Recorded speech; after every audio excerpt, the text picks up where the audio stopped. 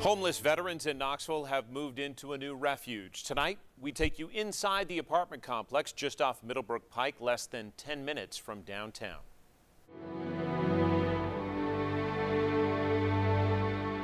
It's more than what I expected. It's awesome. Everything's brand new. It's a nice sized full bathroom. It has shower, it has all facilities.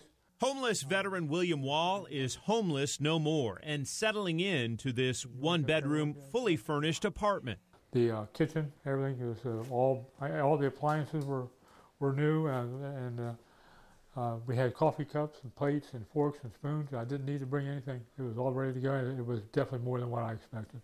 Earlier this summer, a few weeks before move-in day, this former Navy man saw his life like this unfinished apartment. The pieces were scattered.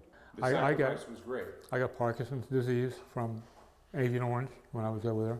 The Vietnam-era sailor separated from his wife, spent time at shelters, and was crashing in a room at his son's house. His military discharge paper turned into his ticket to a room at a new 10-unit complex offering veterans permanent supportive housing. So veterans get to come here, call it home, and then they have supports in place. If they need some support in the community, getting a job, getting their benefits worked out, we're here to help. What difference will it make in your life? It makes a big difference.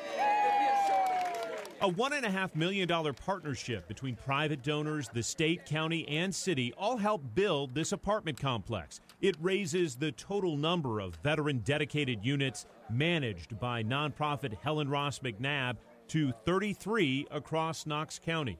We want people off the streets, access to resources, and connected to permanent and in permanent supportive housing or permanent housing as their needs may be. I'm going to get me a desk here. I want to put my desk here so I can do my writing. William Wall will pay about $250 a month in rent and utilities in what he calls a comfortable space inside and out. We have a nice outside park area that we can, on days you go outside and sit and read a book or relax, and it's very important. Everybody I've talked to that's staying here, they really appreciate it.